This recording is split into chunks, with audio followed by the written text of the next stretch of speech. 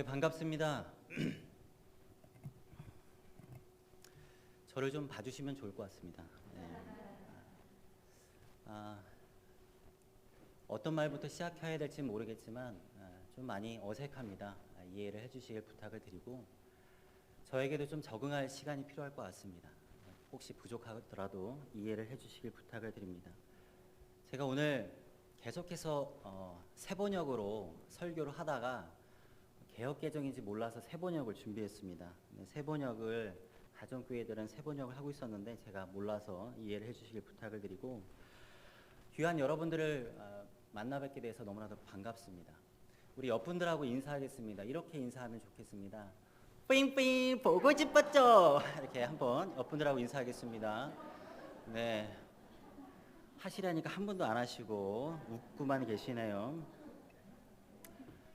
네, 저 누군가 하시는데, 네, 감사합니다. 네, 네, 괜찮습니다. 뭐 그럴 수 있죠. 저는 청소년 사역만 한 14년 했습니다. 지금 현재 지역 목자를 맡고 있고요. 그리고 제가 항상 학생들에게 설교할 때 얘기하는 얘기가 있습니다. 뭐라고 얘기하냐면 설교는 흙 속에서 금을 캐는 것이다. 제가 하는 모든 말이 다 금이 될 수는 없습니다. 어떤 성도님은 1시간 동안 흙만 캐다 돌아가실 수 있고 또 어떤 분은 금을 캐고 돌아가실 수 있습니다. 그것은 여러분들이 설교에 얼마나 경청하느냐에 따라 달려 있습니다. 제 소개를 잠깐 하면 저는 인천이 고향입니다. 인천이 고향이고 2016년도에 가정교회를 처음 접했고요. 2017년도에 황대현 목사님을 처음 뵀습니다. 우리 강치국 목사님도 2017년도에 뵀고요. 2018년도에 청소년 연합 수련회를 황대현 목사님과 소춘자 사모님과 강치국 목사님과 함께 했습니다. 그때의 인연이 계속 이어지다가 여기까지 오게 되었습니다. 제가 평상시에 존경했던 우리 황대현 목사님 또 소춘자 사모님과 이렇게 한 가족이 될 줄은 몰랐습니다. 네, 너무나도 감사할 따름입니다. 기대에 부응하고자 저도 최선을 다해서 열심히 사역을 하도록 하겠습니다. 우리는 인생을 살면서 크고 작은 마지막을 경험합니다.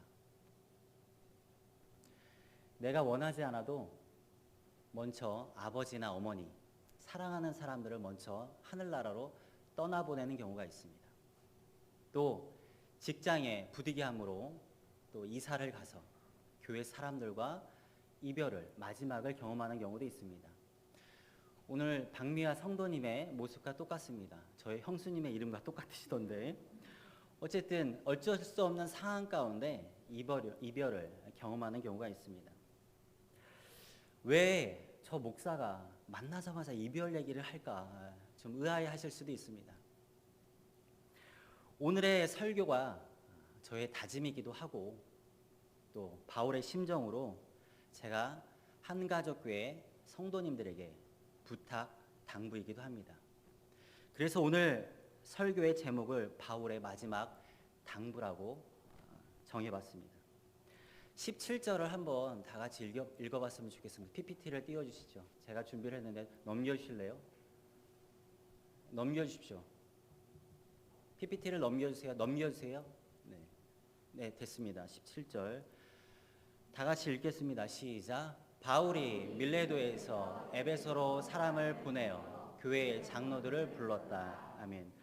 바울은 밀레도에서 마지막으로 에베소 교회를 떠나가면서 장로들을 불러 모았습니다. 18절 보도록 하겠습니다. 다 같이 읽겠습니다. 장로들이 오니 바울이 그들에게 말하였다. 여러분은 내가 아시아에 발을 들여놓은 첫날부터 여러분과 함께 그 모든 시간을 어떻게 지내왔는지를 잘 아십니다. 아멘. 바울은 장로들을 불러 모아서 자신이 어떻게 에베소에서 사역을 했는지를 얘기하고 있습니다. 바울에게 있어서 에베소 교회는 어떤 교회였을까요? 바울은요, 에베소 교회에서 3년이라는 오랜 사역을 했습니다. 사도행전 20장 31절을 보도록 하겠습니다. 우리 읽겠습니다. 그러므로 여러분은 깨어 있어서 내가 3년 동안 밤낮 쉬지 않고 각 사람을 눈물로 훈계하던 것을 기억하십시오. 아멘. 바울은 에베소에서 3년을 사역했습니다. 바울의 사역 가운데 3년은요, 가장 긴 시간이었습니다. 바울은요, 한 지역에 들어가서 복음을 전하고 그곳에서 그리스도인들이 생기게 되면 교회를 세우고 지도자를 세우고 또다시 다른 교회로 이동하는 것이 바울의 사역이었습니다. 그럼에도 불구하고 바울은 에베소에서 3년이라는 사역을 했다는 것은 가장 오래 사역을 한 것이었습니다. 그 이유는 에베소의 사역을 통해서 에베소 주변 지역까지 복음화를 시킬 수 있었기 때문입니다. 우리 사도행전 19장 26절을 보도록 하겠습니다. 다 같이 읽겠습니다. 그런데 여러분이 보고 듣는 대로 바울이라는 이 사람이 에베소에 뿐만 아니라 거의 온 아시아에 걸쳐서 사람의 손으로 만드시는 신이 아니라고 말하면서 많은 사람을 설득해서 마음을 돌려놓았습니다. 아멘. 바울이 두란노에서 복음을 전할 때 인근 지역에서 많은 사람들이 복음을 듣고 복음이 주변 지역으로 퍼져나갔습니다. 그때의 지역이 골로새, 히에라폴리, 라오디게아, 요한계시록에 나오는 서머나, 버가모, 두아디라, 사대, 빌라델피아 교회가 이때 생겨났습니다. 이처럼 바울에게 에베소 교회는 특별한 교회였습니다. 가장 오래 머물러 있던 교회였고 가장 많은 열매가 있었던 교회였고 가장 오랫동안 사역을 했기 때문에 가장 많은 사랑을 주었던 교회였습니다. 바울에게 있어서 에베소 교회가 있다면 저에게 있어서 한가족 교회가 있기를 기대해 봅니다. 네, 감사합니다. 오늘 바울의 심정으로 설교를 준비해 봤습니다. 19절 다 같이 읽겠습니다. 나는 겸손과 많은 눈물로 주님을 섬겼습니다. 그러는 가운데 나는 또 유대 사람들의 음모로 내게 덮친 온갖 시련을 겪었습니다. 아멘.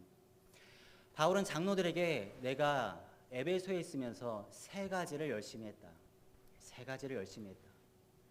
당신들도 이 세 가지를 내가 떠나지만 열심히 해달라라고 얘기하고 있습니다. 첫 번째, 겸손입니다. 바울은 에베소 교회를 섬기면서 처음부터 끝까지 겸손했습니다. 바울은요, 엄청난 스펙을 가지고 있는 사람이었습니다. 놀라운 스펙. 로마의 시민권자였고 엄청난 당대의 최고라고 하는 지성인이었습니다. 그는 탁월한 복음 전도자였고 가르침의 은사가 정말 탁월한 사람이었습니다. 그럼에도 불구하고 그는 처음부터 끝까지 나는 겸손했다라고 얘기하고 있습니다.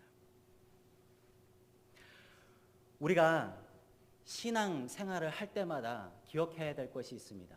그것은 겸손입니다. 겸손. 그렇다면 겸손이란 무엇일까요? 마태복음 16장 24절을 다 같이 읽겠습니다. 그때 예수께서는 제자들에게 말씀하셨다. 누구든지 나를 따라오려거든 자기를 부인하고 제 십자가를 지고 나를 따라오너라. 아멘. 겸손이 뭐라고요? 자기를 부인하는 것입니다. 자신의 경험, 자신의 생각, 자신의 가치관, 자신의 고정관념이 아니라 하나님의 뜻대로,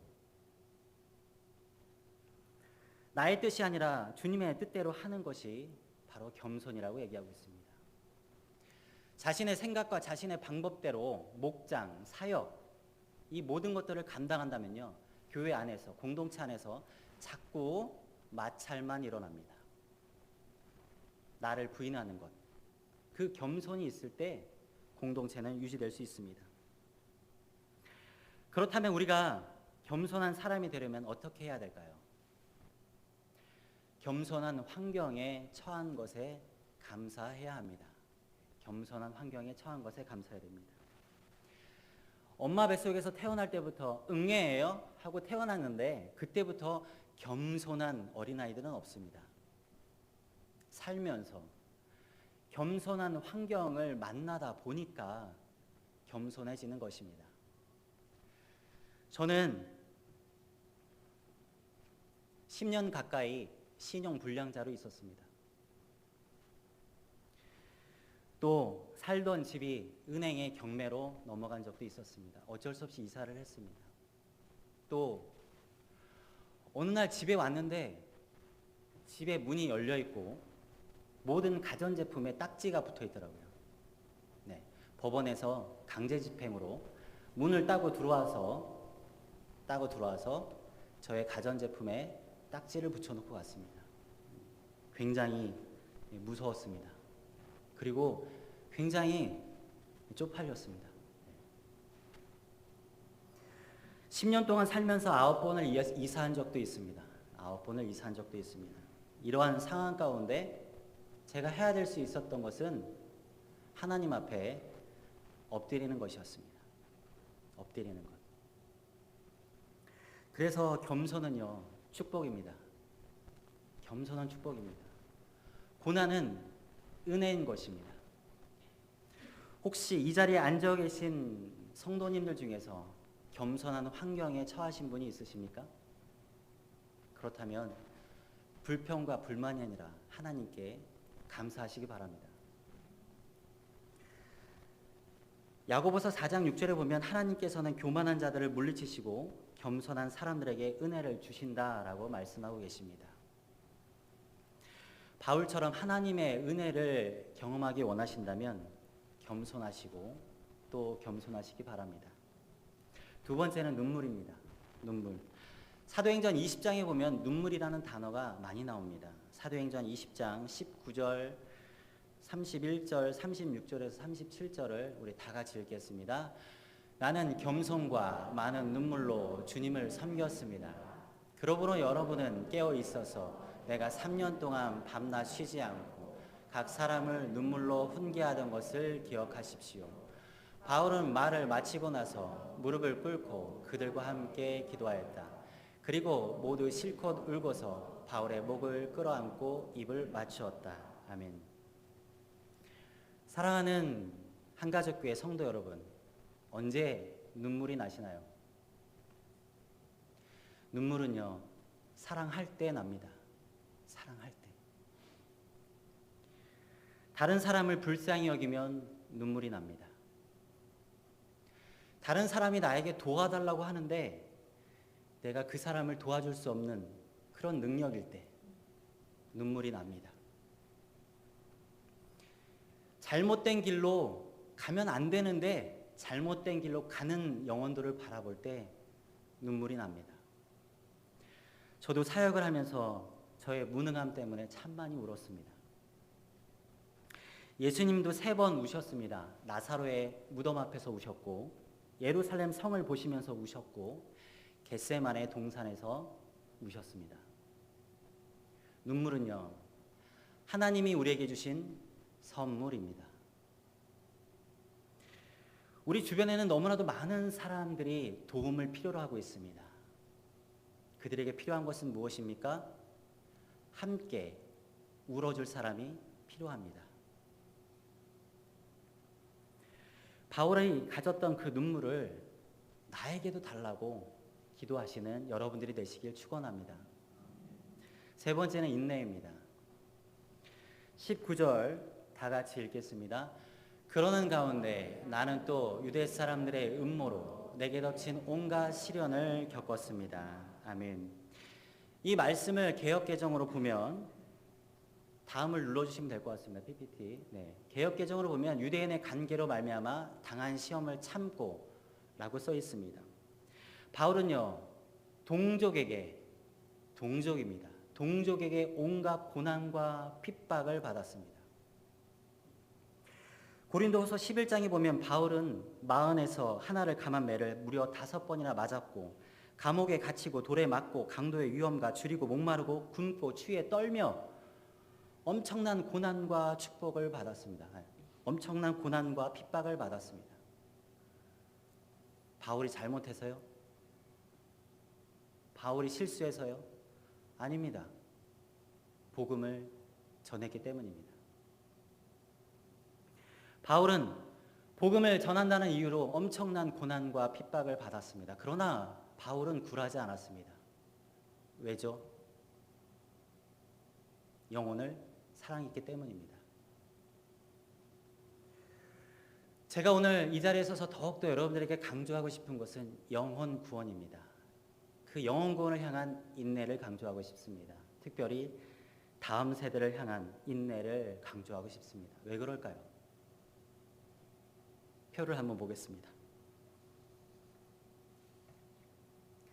제가 준비한 표에 보면 한 여성이 평생 낳을 수 있는 출생아 수를 통계를 낸 것입니다. 잘 보시면 1970년도에는 4.5명, 75년도에는 3.4명, 80년에는 2.82명, 85년에는 1.6명, 2010년에는 1.2, 15년에는 1.24, 그리고 2021년에는 0.8, 2022년에는 0.75입니다. 곡선이 이렇게 떨어지고 있습니다. 가면 갈수록 많은 여성들이 아이를 낳지 않습니다. 왜 그렇죠? 집장만 힘들고요. 애들 키우기 힘들고요. 결혼할 때 돈 많이 들어가니까 자녀를 낳지 않습니다. 그것이 대한민국의 현실입니다. 다음 표를 넘겨주시겠습니까? 예, 글씨가 안 보이네. 저 표에 보시면 인천시의 인구는 전체 인구는 294만 5,565명이고 전체 인구 대비 학생 수는 11.3%, 35만 3천 명입니다. 안양시의 인구는 55만 8천 명이고 전체 학생 수는 6만 5천 명, 인구 대비 학생 수는 11.7%.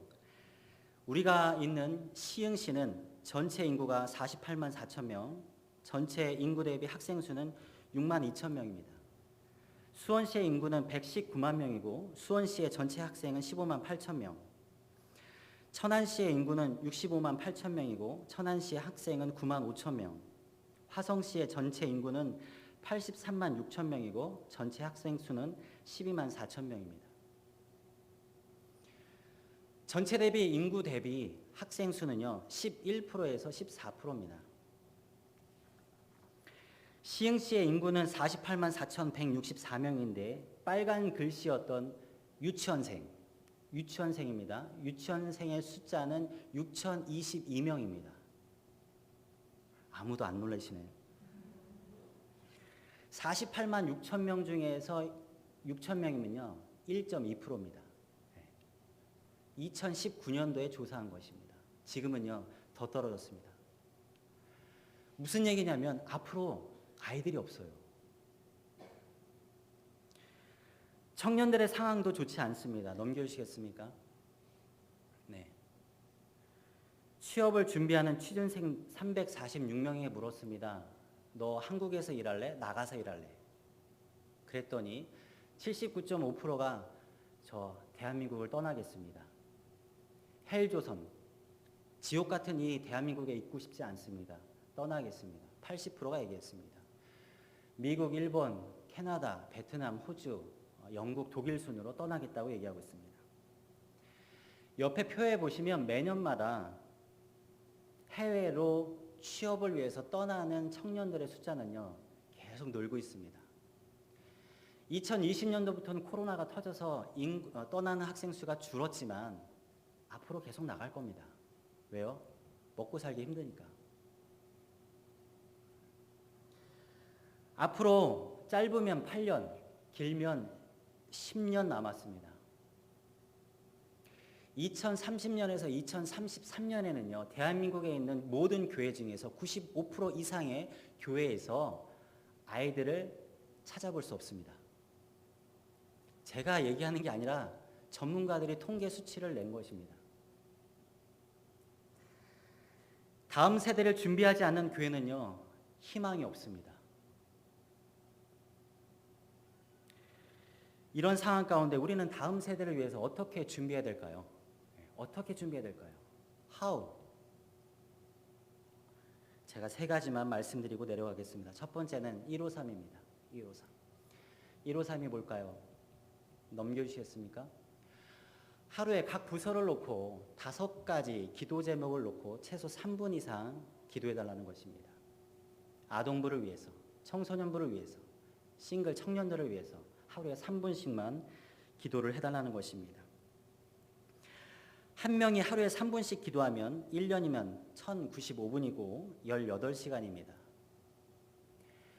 10명이 하루에 3분 동안 1년을 기도하면 1950분이고 182.5시간입니다.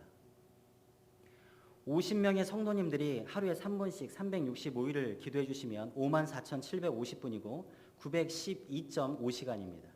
엄청난 숫자입니다. 기도. 어머니의 기도입니다. 이 사진을 분명히 보신 분이 있으실 겁니다. 이 사진을 보시면 어머니가 아무래도 남편분이 집에 주무시고 있는 것 같은데 애 둘을 데리고 예배당에 나왔습니다. 그런데 그 앞에 아들이 앉아가지고 기도하고 있는 엄마의 모습을 바라보고 있습니다. 엄마는 누굴 위해서 기도하고 있을까요?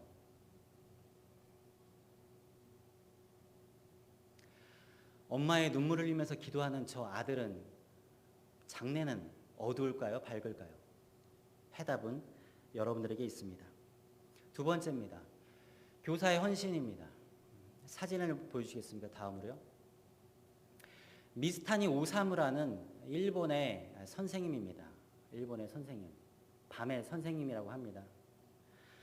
이분은 일본에 있는 명문대를 졸업하고 아주 유명한 고등학교에서 재직을 하던 중에 옆에 있는 교사가 이렇게 얘기했습니다.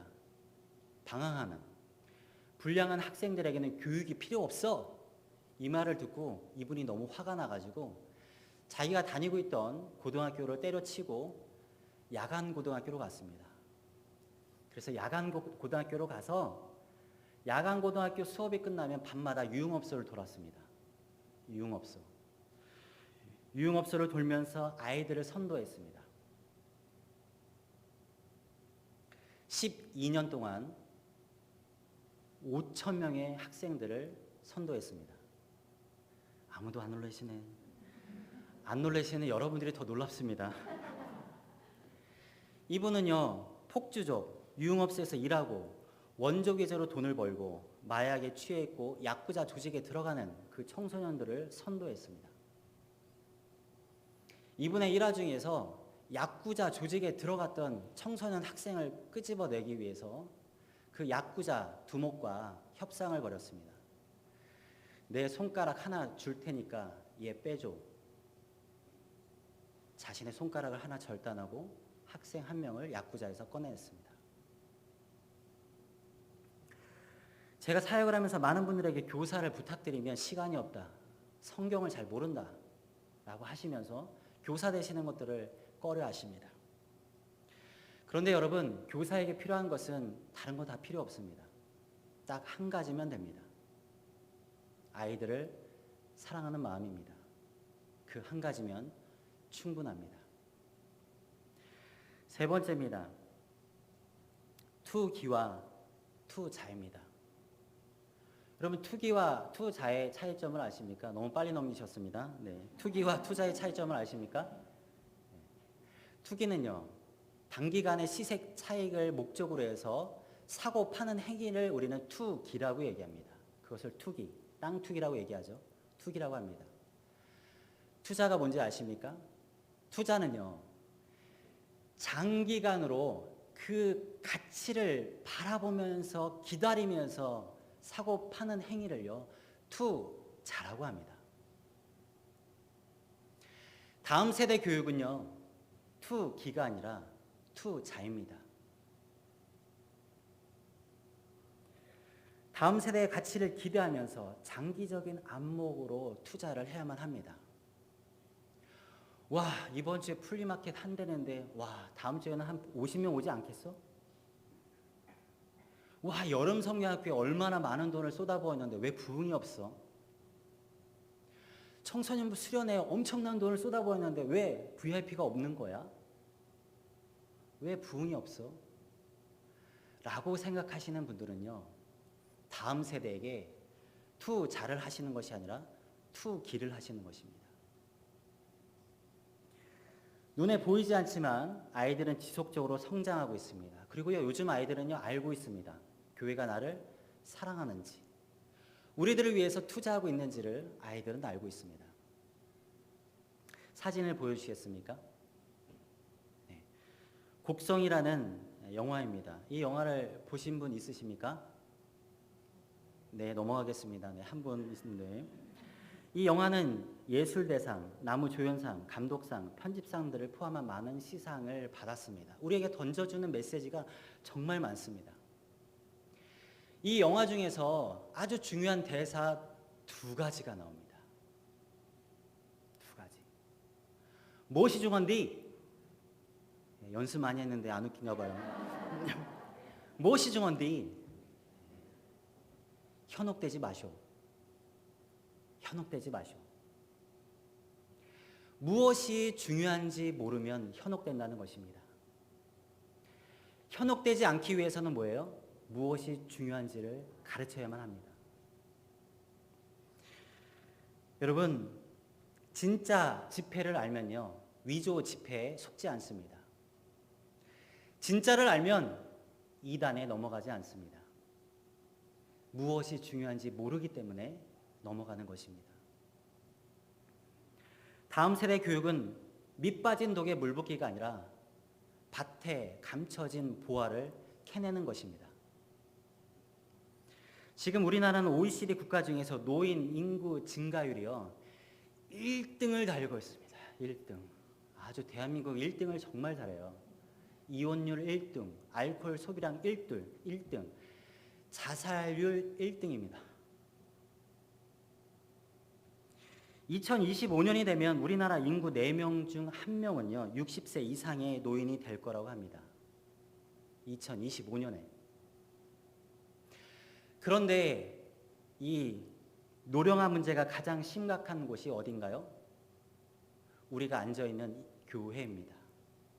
교회. 시간이 지날수록 교회에서 애들 보기가 쉽지 않을 것입니다. 이제 다음 세대 교육은요, 교회의 생존입니다. 생존. 기성세대의 눈높이가 아니라 다음 세대의 눈높이로 낮추지 않으면 교회에 미래가 없습니다. 말씀을 정리하겠습니다. 바울은요, 자신이 3년 동안 사역했던 에베소 교회를 떠나면서 장로들에게 간곡하게 당부합니다. 3가지를 당부합니다. 첫 번째, 겸손이었습니다. 겸손. 처음부터 끝까지 겸손하라. 겸손하라. 겸손하라. 자기를 부인하고 자신의 방법대로 하지 말라고 얘기하고 있습니다. 두 번째, 눈물입니다. 내게 맡겨진 영혼을 위해 울고, 목원들을 위해 울고, 가족과 자녀들을 위해 울고, VIP들을 위해서 울고, 이 민족, 이 나라를 위해서 울라고 얘기하고 있습니다.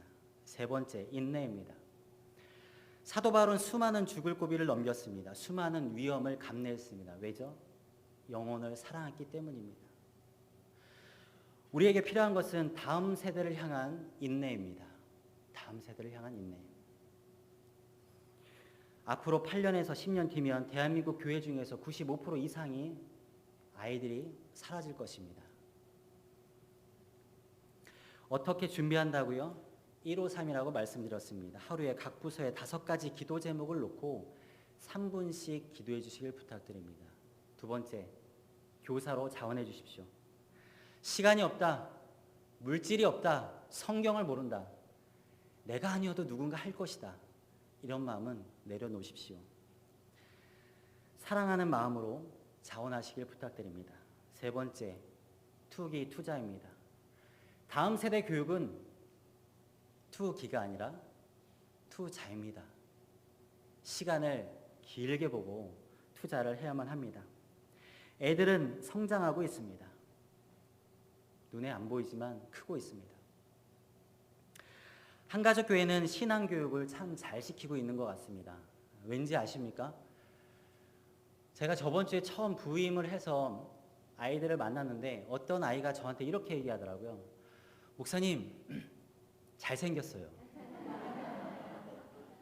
존잘이에요. 그러더라고요. 그래서 제가 존잘, 존나 잘생겼다, 이 뜻이거든요. 아이들이 얘기하는 비속어입니다. 존잘. 제가 그 얘기를 들으면서 엄청난 감동을 받았습니다. 아, 한가족 교회 정말 신앙교육을 잘 시키고 있구나. 네, 그 생각을 했습니다. 하나를 보면 열을 알 수 있습니다. 여러분, 교육이 영어로 뭔지 아십니까? education입니다. education. education은요, 합성어입니다. 합성어. 에와 듀케어가 합쳐진 것입니다. 에는 밖으로, 듀케어는 이끌어내다 라는 뜻을 갖고 있습니다. 무슨 뜻이냐면 안에 있는 재능을 바깥으로 이끌어내는 것이 교육이라는 것입니다. 이제 교회는요, 신앙의 전수는 기본입니다. 베이스로 깔고 아이들의 재능을 이끌어주고 끌어내주는 역할을 교회가 해야만 합니다. 바라기는 에베소와 같은 교회가 되어서 이 모든 사역을 감당하는 한가족 교회가 되길 주님의 이름으로 축원합니다. 감사합니다. 제가 잠깐 기도하겠습니다. 하나님 감사합니다. 오늘 첫 설교를 하게 하심을 참으로 감사를 드립니다. 귀한 만남을 통해서 날마다 하나님의 영광 가운데 살아갈 수 있는 성도님들이 될 수 있도록 도와주시옵시고, 바울의 고백과 같이 겸손하며 또 눈물을 흘리며 영혼을 향한 인내로 모든 사역을 감당할 수 있는 사랑하는 한가족교회 성도님들이 될 수 있도록 인도하여 주시옵소서. 주님께 감사드리며 사랑 많으신 예수님의 이름으로 기도합니다. 아멘.